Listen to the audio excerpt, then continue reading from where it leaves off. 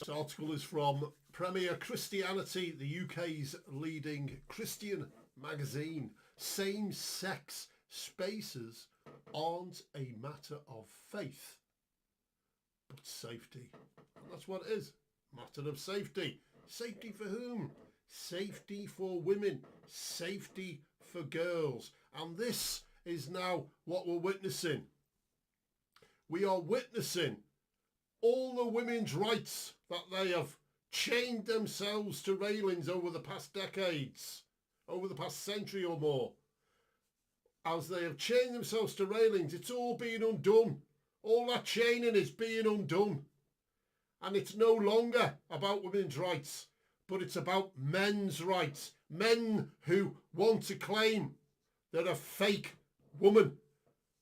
Remember, trans equals fake. So in order to understand what they're on about, because the change in definitions, we need to understand that trans woman is a biological male claiming to be a woman, fake woman. And the same with the trans man. That is a fake man, biological woman claiming to be a man. So trans equals fake. That's the only way you'll understand it. It's all definitions. It's all about trying to confuse you and confuse everything in order for them to be able to just point fingers at you and say you're this and you're that. And what they're doing, these are men abusing and mutilating women.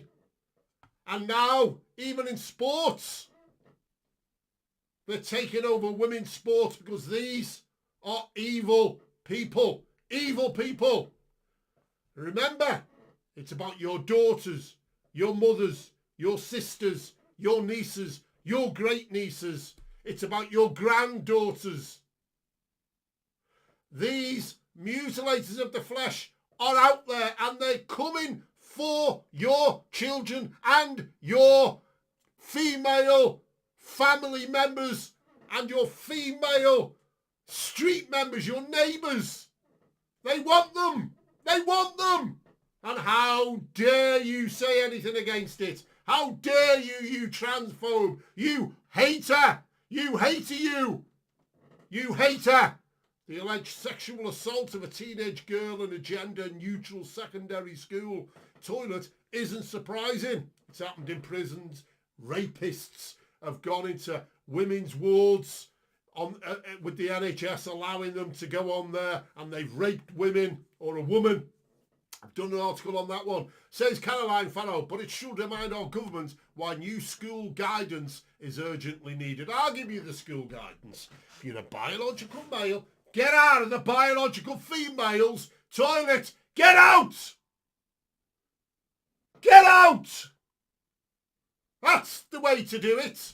A teenage boy has reportedly been arrested and a police investigation launched after four incidents, folks. Not one, 4 of alleged sexual assault, 3 of which are said to have taken place in gender-neutral toilets at a school in Essex. The boy, who was under 16, has been bailed with conditions. You know, this child's parents are responsible also, as well as the government, as well as the school boards, as well as the councils, as well as the education system, because he's a minor. And they've encouraged him to pretend to be a girl when he's a male. And isn't it amazing? He's pretending to be a girl, but at the same time, he wants to sexually abuse females, biological females. Dear me. The boy, who was under 16, has been bailed with conditions, and Essex County Council have confirmed that they are working with school leaders and the police on a safeguarding matter while inquiries continue. Now, with the lady who was raped in the hospital ward by the fake woman, the trans woman, they said, no, it couldn't have happened because there were no men in the ward. And the same here. I'm surprised they didn't turn around and say, oh, no, no, no, no, no, no, no, no, no, no. There are no men allowed in this toilet. There are no men allowed in this toilet. It couldn't have happened. Can you see the insanity of this? As this is a live investigation, the police have not been able to disclose any further details, including the name of the school, but this incident demonstrates precisely why parents and women's groups have been protesting so vociferously over the way in which schools have enthusiastically embraced gender theory. Yes, the insanity, and you need to stand up to this, folks. Stop bowing down to them. Stop taking it on the chin. Okay? Because you're down on the ground, you're out for 10. You need to get up off the mat and start swinging, start throwing, because these will enslave you into their insanity. Don't believe the lie. Don't believe the deception. This is pure evil. The anger, especially from Christians, is not just that children are being forced to accept false notions about gender fluidity that stand in direct opposition to their faith, but also that these ideas have the potential to cause real harm. Almost 90% of reported sexual assaults, harassments and voyeurism happen in unisex facilities. Yep. There you go, folks. As far back as in 2014, a primary school in New Haven introduced gender-neutral toilets in a bid to counter transphobia. Oh, my word. Parents were rightly horrified, reporting that their 7-year-old girls didn't feel comfortable using the same toilets as 11-year-old boys. It's hardly surprising little girls should not be forced to share intimate spaces with boys on the cusp of puberty and who have probably already viewed pornography. And remember, folks, what do they encourage you? They encourage families, when they get to a certain age, put your little daughter in a separate room to your little boy. Okay, there's a reason for that. But now in the school system, they're mixing them all together. Because there are parents who are allowing their little children to claim that they're fake boys or fake girls or fake men or fake women. The ability to access single-sex toilets is a fundamental issue of privacy and dignity for all pupils. And it goes on there, proponents of single-sex facilities are held out to be hateful bigots or Christian prudes. I recognise, according to them, I'm a Christian prude. I recognise I'm a hateful bigot. I recognise that.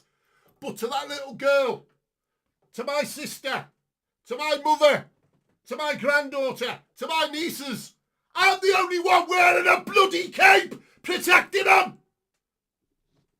It's no surprise to hear of reports of girls in schools with gender-neutral idiots. See, they're idiots on my mind. I'll say that again. It's no surprise to hear of reports of girls in schools with gender-neutral toilets restricting their liquid intake, potentially risking bladder infections and kidney damage to avoid having to go to the loo. If the toilets are being colonised by a large group of either sex, this will be off-putting to a member of the opposite sex who wants to use them. Parents at one primary school in Scotland expressed their outrage that since their school toilets have become mixed sex and urinals were removed, boys were urinating in the sinks rather than waiting to use the stalls.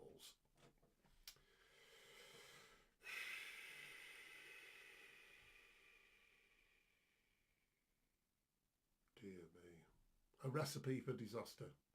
Thanks to the ubiquity of mobile phones and the content of the RSC curriculum, today's generation of children has become sexualised even before they've embarked upon puberty. Yes, they're sending these perverts into the schools to shake their asses in front of little girls and little boys. Men dressed as women.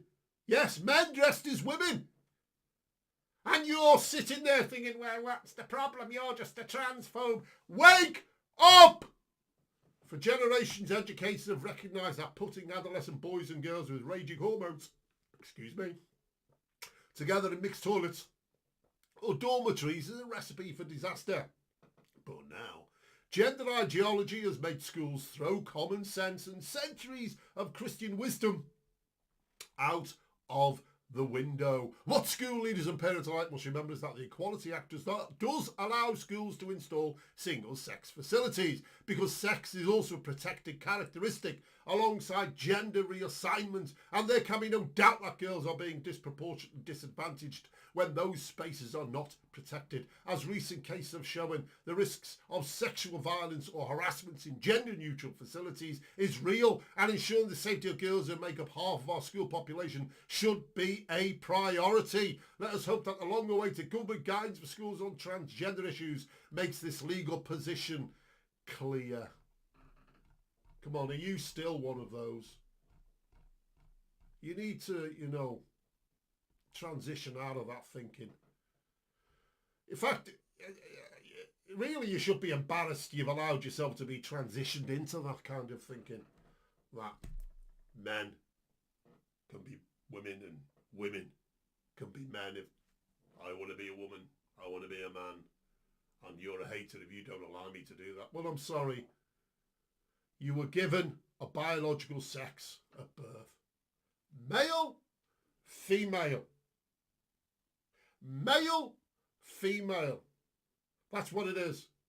And your little fetishes, your little perversions are not in line with reality, are they? You are denying science. You are denying the natural laws of the universe. You are denying biology. You are a depraved mind if you think this is acceptable, of a depraved mind. And you need to repent. Jesus Christ said, repent and believe in the good news. What is the good news? The good news is Jesus Christ. We're all sinners and we've all fallen short of the standard of God. We all need to repent of our sin, our disobedience to God's laws. This is clearly one of them. Disobedience to God's laws. Disobedience to the biological sex that God has assigned each of us. And we're saying to God, I hate you. I hate what you've done. I'm going to rebel. We're all sinners. We've all rebelled. All of us have sinned and fallen short of the standard of God. We must repent, as Jesus said, and believe in him. Believe in him, because there's coming a day of judgment. A day of judgment.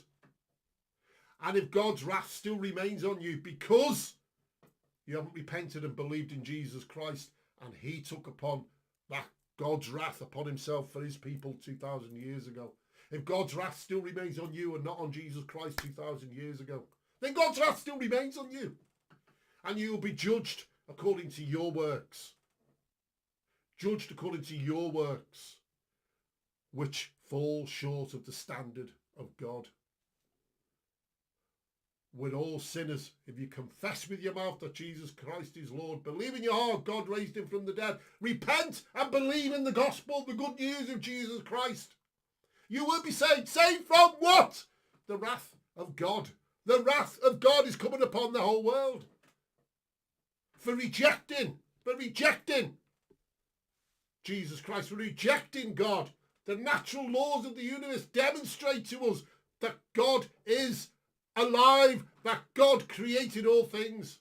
And each of us have gone our own stupid ways. We're all sinners. I keep saying it. None of us are not fallen short of the standard of God. But we can be made right with God, but only through Jesus Christ's works, not our own. Our good works, not good enough, I'm afraid. God has announced that. Your works, no good. It's all about Jesus' works. Time to repent. Believe in the good news of Jesus Christ, as Jesus said himself.